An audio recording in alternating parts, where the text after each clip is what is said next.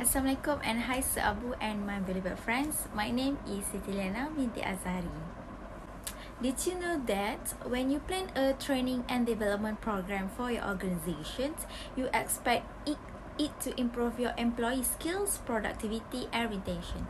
As learning your development professional, you will want to consider the effectiveness of said training to determine if it was worth the time and money. To determine whether training was a success, you need to gather feedback from your employees. What I want to share with you today is the issue in poor feedback in training and development. How can it happen? What can your organization solve it? The challenges, the solutions, and the importance of employee feedback. First of all, what is feedback? When a supervisor, manager, or co-worker shares their thought on your productivity or performance, this is known as feedback. Any job training, program, or education will be incomplete without feedback. Feedback can help you reach your full potential by identifying your strengths, weaknesses, and areas for improvement. Next, the issue is why the lack of feedback on training.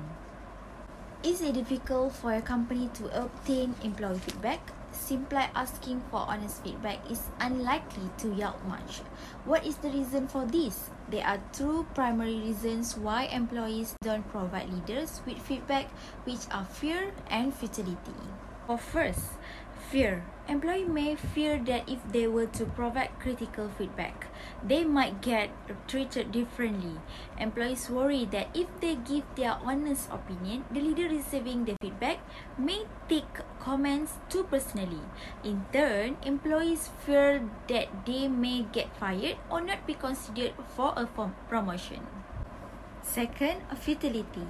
Employees have a mindset that even if they were to give their honest feedback, nothing would change. They feel like their opinion or idea won't be heard or is useless.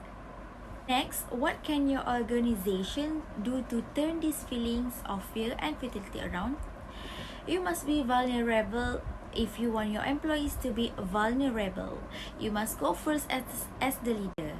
Take the first step toward demonstrating that it is safe to express yourself. This boils down to not expecting others to do what you would not do yourself. Some of the best ways to be an example yourself are to share your struggles. Model the honesty you want your organization's employee to have. If you begin the conversation with "I'm struggling with" or "I don't have all the answers," you may feel vulnerable, which indicates that the process is working. As a result, you can get some of your anxieties and fears off your chest. And an employee may think, if my leaders are struggling with this, then I guess it's okay to share what I'm struggling with. Second, comment vulnerability. If your organization wants to see more meaningful, honest feedback, publicly acknowledge it when you see it. This can be done in any environment, in a meeting. Next, the challenge to giving and receiving employee feedback. First, building trust. Employees are more likely to share information and provide feedback if they believe the organization can be trusted. Leaders and managers must take the time to build trust with their employees. This development will not happen overnight and will take time to mature. Second, providing opportunities for growth. Workers will also be more open to feedback if their performance is linked to future opportunities for advancement. This requires a lot of planning and strategy on the manager's part, but it allows both parties to become partners on the path to career growth and development. Third, a lack of culture of communications. Companies face a major problem if employees and managers do not feel comfortable communicating openly with one another. Leaders may not place a high value on constant communications. Next, the solutions to creating good employee feedback. First, developing a growth track. Managers should have a conversation with new employees to discuss their aspirations and goals for the company. It will then be advantageous for these individuals to collaborate in order to chart a course for advancement. Employees will feel that they know what they need to do to move forward in the organization. Second, instilling a two-way communication culture. Employees should always feel free to approach managers with ideas, problems, or concerns. Leaders must ensure that managers take what employees say seriously and respond appropriately when necessary.